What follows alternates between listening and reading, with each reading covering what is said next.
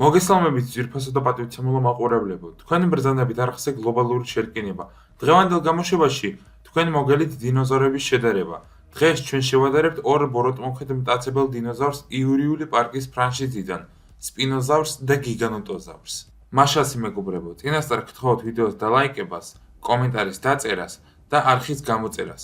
რაც შეიძლება კომფორტულად მოკალათდით, მოიმარაგეთ სხვადასხვა ტკბილეულობები და ახლა კი მოდით დავიწყოთ. და როგორც ყოველთვის, განვიხილოთ პერსონაჟები და მათი მახასიათებლები და დავიწყოთ სპინოზავრით. ეს არის ფილმი იურიული პარკის 3-ის მთავარი ბოროტმოქმედი.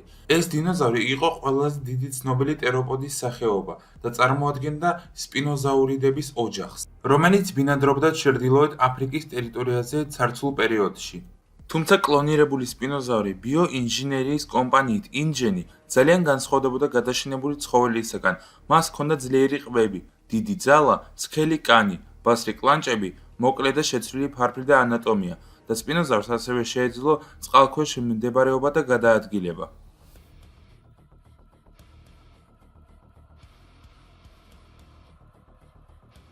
ახლა კი მოდით შევხედოთ გიგანოტოზავრს. ეს დინოზავრი ჩვენ ვნახეთ ფილმში იურიული სამყარო დომინიონი. გიგანოტოზავრი არის ზემოცარცული ეპოქის დიდი მტაცებელი დინოზავრი, რომელიც ცხოვრობდა თანამედროვე სამხრეთ ამერიკის ტერიტორიაზე. და სპინოზავრის მსგავსად ეკუთვნოდა მსხვილი ტეროპოდების სახეობებს და ასევე იყო კლონირებული და გარეგნობისა და ქცევის რადიკალურმა ცვლილებამ მასაც გვერდით არ აუარა. მთელი სხეული იყო საკმაოდ დაკუნთული და უმეტესი ნაწილი დაფარული იყო ასტოადერმის ეკლებით, რაც მას ვიზუალურად უფრო დიდს ხდიდა. მისი წინა კიდურები შეიცავენ ბასრ ბრჭყალებს და წინა კიდურები მას სხვა ტეროპოდებზე უფრო გრძელი აქვს. ასევე ყველაზე მნიშვნელოვანი, რაც ხაზს უსვამს გიგანოტოზავრს, არის მისი ძლიერი ყბები და დანებივით ბასრი კბილები. ეს დინოზავრი იყო უკიდურესად ძლიერი მტაცებელი, რომელსაც შეეძლო ფიზიკურად დაემარცხებინა ცხოველი, რომელიც მასზე მეტს იწონიდა.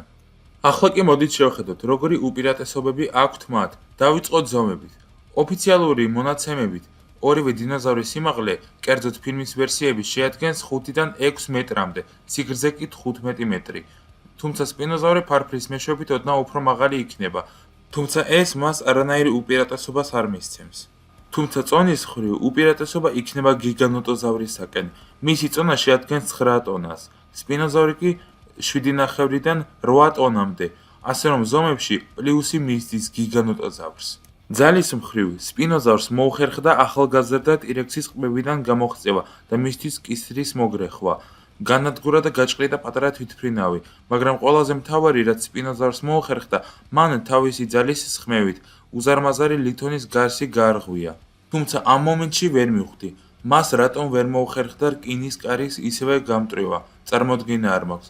შეიძლება ეს იყო მორიგი კინოცოდვა. რა აჩვენე ძალის მხრივ გიგანოტოზავრმა? მას იოლად შეეძლო მანქანის ამოყირავება და თავისი ძლიერი ყბებით მას შეუძლია დაშლოს ძლიერი ლითონის ბარიერები და ასევე განადგუროს რკინის სტრუქტურები და მოპირკეთება. მაგრამ რაც მთავარია, გიგანოტოზავრმა იოლად მოახერხა ტირექსის გადალახვა და მისი გადაგდება. და არ დაგვაუწყდეს, რომ გიგას საქმე ჰქონდა ზრდასრულ ინდივიდთან, რაც იმას ნიშნავს, რომ ის უფრო დიდი და მძიმე იყო, მაგრამ ვინაა მათ შორის უფრო ძლიერი? თუ გავითვალისწინებთ ყველაზე მნიშვნელოვან მომენტს, სადაც სპინოზავრმა ღობე გამტრია. თუმცა იმის გათვალისწინებით, რომ გიგამ გაანადგურა უზარმაზარი ლითონის კონსტრუქციები, მაშინ მასაც შეუძლია მსგავსი რამის გამეორება. და დამატებით, იგი სპინოზავრზე მძიმეა, ასევე კბენის ძალა გიგანოტოზავრს უფრო ძლიერი ექნება.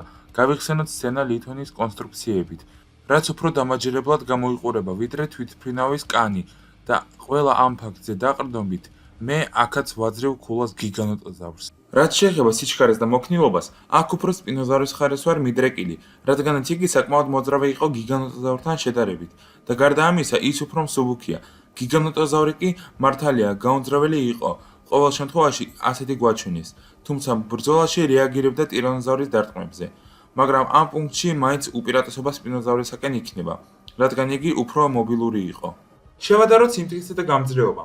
ორივე დინოზავრს არ მიუღია შესამჩნევი დაზიანებები ტირექსთან ბრძოლისას და მთელი ფილმის განმავლობაში ისინი ასევე არ ჩანდნენ სერიოზულად დასახიჩრებულები ან დაშავებულები, გარდა გიგანოტოზავრის საწაგდილო ჭრილობისა თერიზინოზავრის კლანჭებით და მაშინაც კი, როცა სპინოზავრს თვითმფრინავის პირი დაეჯახა, და აქ ყურადღება, სპინოზავრს ჭრილობა ფარფლზე არ მიუღია, როგორც უამრავი ამტკიცებს, არამედ ბარწაკის ზემოთ. ეს შვენივრად ჩანს და ჭრილობა არ არის სერიოზული და სპინოზავრს არ აქვს ჭრილობების რეგენერაციის უნარი. ამიტომ მსგავსი ზიანი, რომელიც გიგანოტოზავრმა მიიღო, მასაც ასევე მოკლავდა. ამიტომ ამ ორ პუნქტში ორივე დინოზავრს მიმანიჭებ ქულას და აქ მათ ფრე ექნებათ. და დავასრულოთ ინტელექტით. ორივე ქვეწარმავლულმა აჩვენა გარკვეული ინტელექტი.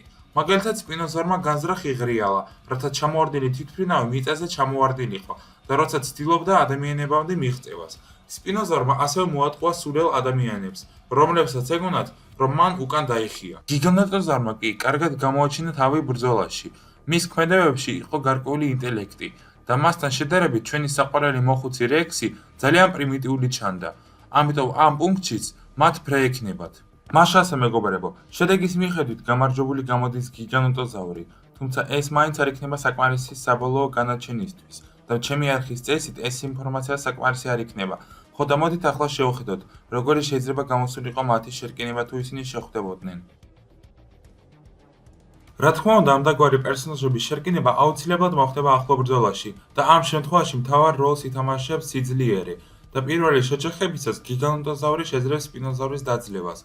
მისი ერთ-ერთი უნარი თავით დარტყმაა და დამატებით გიგა უფრო მძიმეა, თუმცა სპინოზავრი უფრო სწრაფია. და თუ ის მიწაზე აღმოჩნდება, მაშინ უცებ შეძლებს წამოდგომას და საპასუხოდ შეტევას. შემდეგ კი შერკინებაში ორივე გამოიყენებს თავიანთ ყბებს და ბას რკმილებს. ორივე მიიღებენ ძლიერ ნაკვენებს. და როგორც უკვე ვიცით, სიმტკითის მხრივ ისინი თანაბრები არიან და უძლიერესი კვენების გაძლევა მათ მოუხერხდებათ. თუმცა აქ გიგანოტოზავრს აქვს ერთი უპირატესობა, უფრო მოკლე სახე. გიგას ასეთი კომპაქტური პირით შეუძლია მტრის სხეულის ნებისმიერი ნაწილის გარღვევა და ყბების შეკუმშვის ძალაც, რა თქმა უნდა, უფრო ძლიერი ექნება. სპინოზავრს კი თავისი უფრო გრძელი და სუსტი ყბებით მოუხერხდება უფრო დახვეწილი სხეულის ნაწილების გარღვევა, მაგალითად ფეხები, კუდი და კისერი. სწორედაც ამიტომ ფილმში სპინოზავრი დასაწყისში ვერ ერეოდა ტირექსს და ცდილობდა კუდზე ეკბინა და ასევე კისერში უმიზნებდა და ეს ყველაფერი მკაფიოდ ჩანს.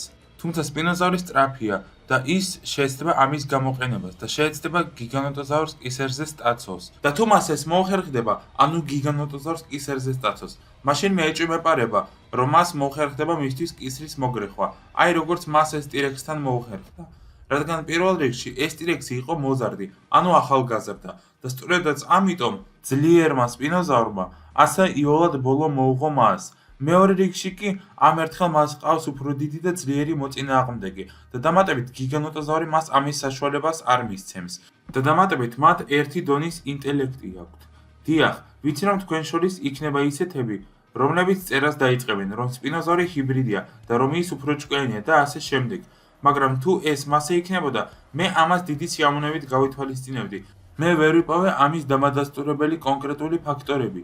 დიახ, არის ვარაუდი, რომ ის მასეთია, თუმცა ეს არ არის საკმარისი მეგობრებო.